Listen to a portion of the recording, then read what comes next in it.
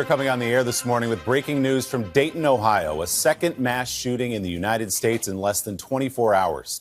Overnight, 9 dead in Dayton after a shooter fired a long gun outside on a street in a popular nightlife district. Police were nearby when the shooting began. Several officers helped to shoot and kill the gunman in what they say was a very short period of time. 16 people were injured, none of them police.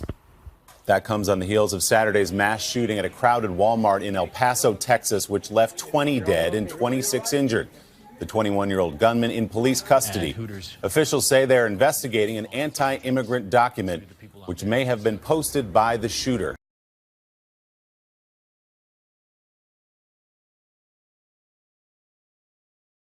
Police say they're already looking into capital murder charges against the alleged gunman. ABC's Kira Phillips is in Washington with that part of the story and what we're learning about the suspect. Kira, good morning.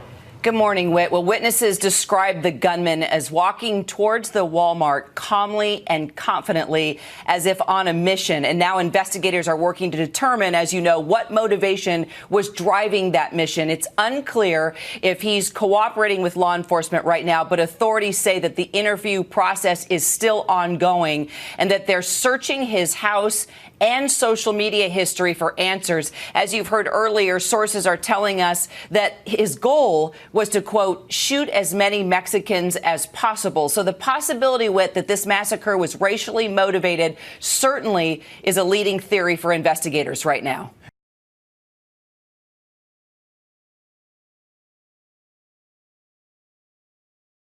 Iran's Revolutionary Guards say they have seized a foreign oil tanker in the Gulf, which they say was smuggling fuel to some Arab states. We'll get some more on this now by talking to our correspondent, Dorsa Jabari, who is in Tehran. Bring us up to date then. What's the very latest? What are they saying? Well, Martine, we've had a statement that's been released by the Media Relations Department of the Revolutionary Guards. They say that they seized this vessel in near Farsi Island, which is an island that sits in the waters in between Iran and Saudi Arabia. This vessel was apparently seized on Wednesday with 7 crew members on board who have now all been arrested. The vessel was then moved to Bushehr, the port city of Bushehr in the south of the country. The Revolutionary Guards have said that this vessel was smuggling 700,000 liters of fuel. They didn't say where it was coming from, but said it was heading to a number of Arab countries.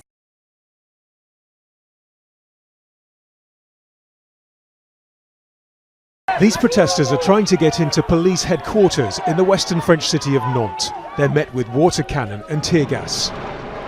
Police moved in as a demonstration calling for justice in the case of a man believed to have drowned in the Loire River turned violent. Steve Canisso, who was 24, went missing in June. It was the night of the Fête de la Musique, France's national music celebration. He'd attended a free techno concert on an island in the Loire. After 4 in the morning, police used tear gas to disperse people. 14 people were rescued from the water amid chaotic scenes. Steve Canisso's friends say he didn't know how to swim. Earlier this week, his body was found in the river.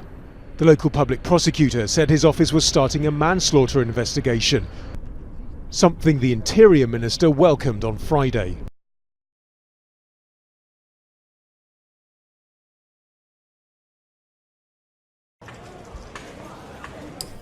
Thousands of protesters once again took to the streets of Hong Kong on Sunday after violent clashes with police the night before. The demonstrations have been going on for 9 weeks. The rallies against proposed new legislation allowing suspects to be tried in mainland China started off relatively peacefully, but have become increasingly violent. According to China's official news agency, Beijing is warning that it won't let the situation continue. I think Chinatown is quite a place that many Hong Kong people live here, but they are not kind of very aggressive to show their opinion. So that might be good to hold the protest here and allow people to walk with us. The previous evening, anger once more boiled over into violence as police clashed with protesters. The situation was also complicated by an earlier demonstration when supporters of the police gathered in Victoria Park.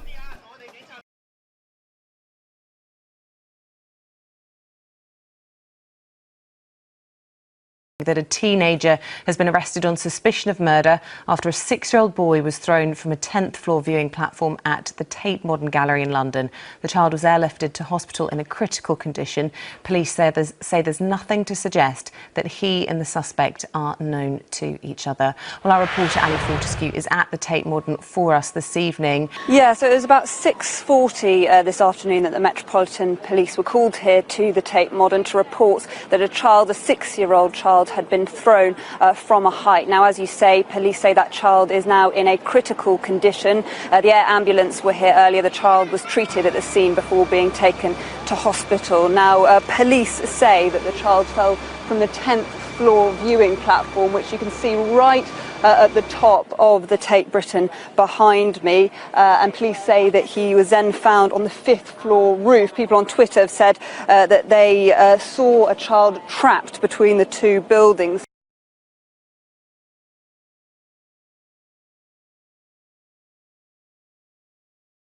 Japan has removed a statue that represents the victims of Tokyo's wartime sexual slavery at its biggest international art festival.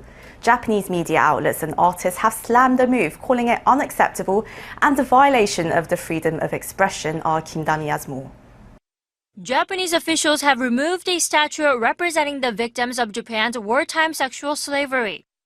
The statue was on display for 4 days at a public art exhibition in Japan for the first time. According to the Aichi Triennale International Contemporary Art Festival, Japan's Chief Cabinet Secretary Yoshihide Suga and the governor of Aichi Prefecture Hideaki Omura told the festival organizers that the statue must be removed. The festival added that its decision to remove the statue was also based on terror threats by telephone and email.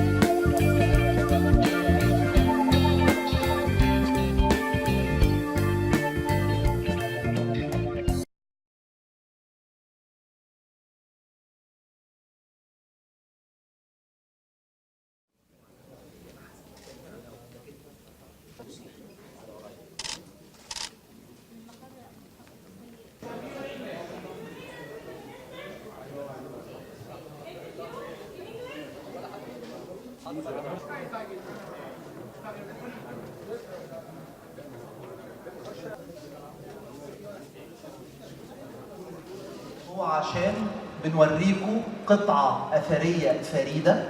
لما أقول فريدة مش على مستوى مصر، على مستوى العالم بس. قطعة التابوت المذهب الخارجي الكبير للملك توت عنخ آمون. القطعة دي اللي اكتشفت من ضمن اكتشاف المقبرة في نوفمبر 1922 أول مرة تخرج بره المقبرة.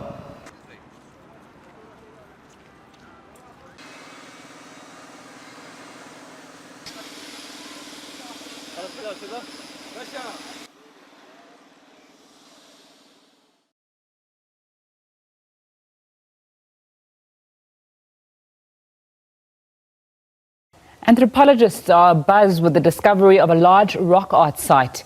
It was discovered at Wildebeestskale outside Kimberley on a farm owned by the Shun and Kwe communities. The site is a few kilometers from another well-known site.